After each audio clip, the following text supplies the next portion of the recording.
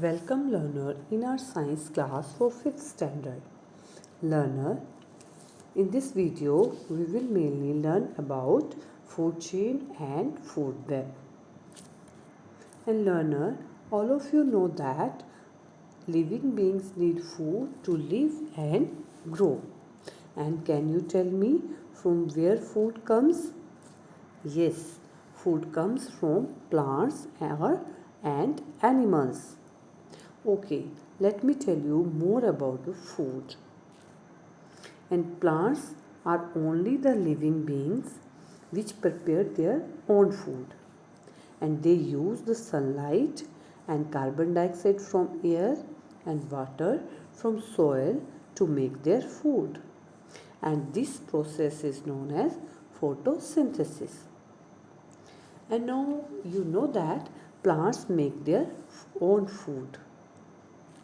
But other animals and we human beings depend upon the plants for our food.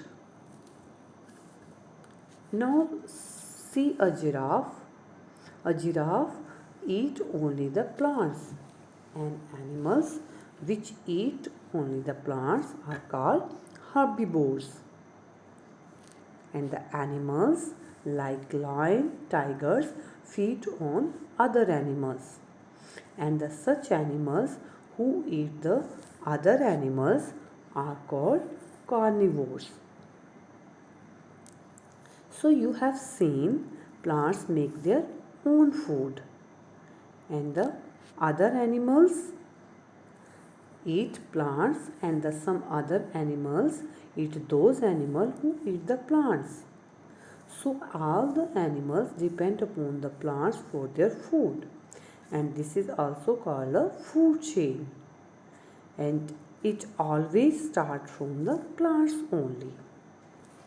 And in a food chain, plants are known as producers. Why they are called producer? Because they produce food. And the animals who eat the plants are called primary consumer or herbivores, like this giraffe. And the animals who eat the primary consumer are called secondary consumer or carnivores. Now, there is the one more important part of the food chain, and these are fungi and bacteria in the soil.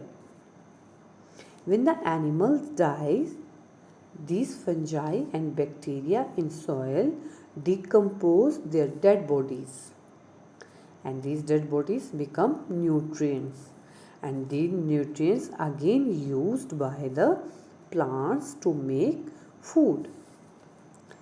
See here, when the lion dies, its body is decomposed by fungi and bacteria, and it turns into nutrients, and these nutrients again used by the plants, and these fungi and bacteria are called decomposers. So decomposers are very important part of the food chain. And let us see other food chain. Here rat eats acorn foods which comes from plants, and the snake eats rat, and eagle eats rat and snake.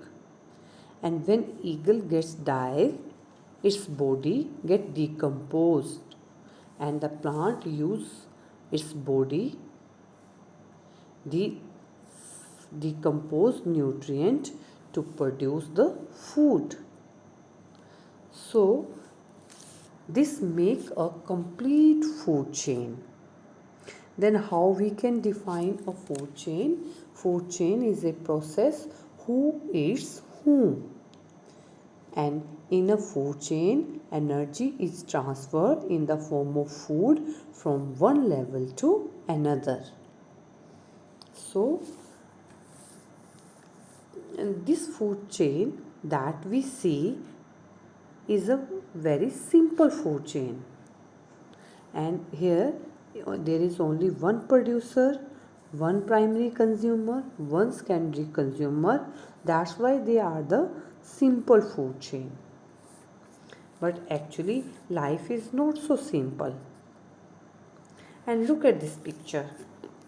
This is a very complex, and look at rat carefully.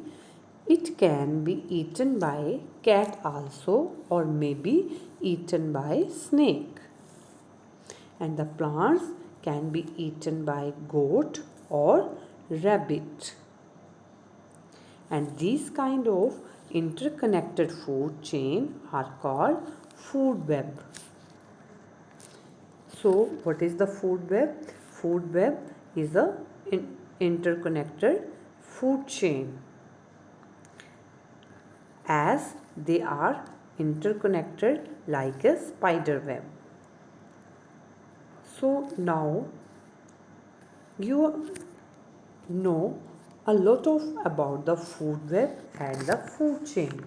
And what is the food chain? Food chain is the who is whom.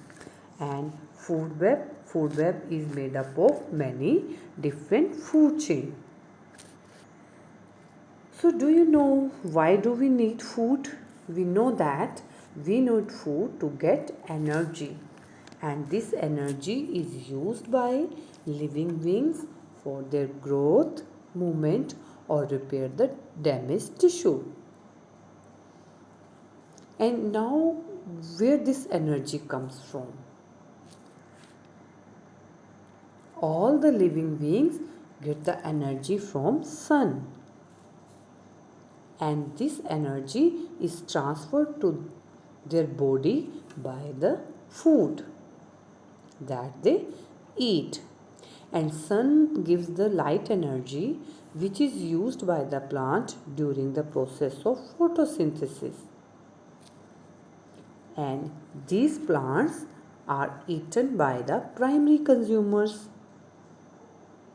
and energy is transferred to them. And now the secondary consumer eat these primary consumers, and energy is also transferred to the secondary consumer.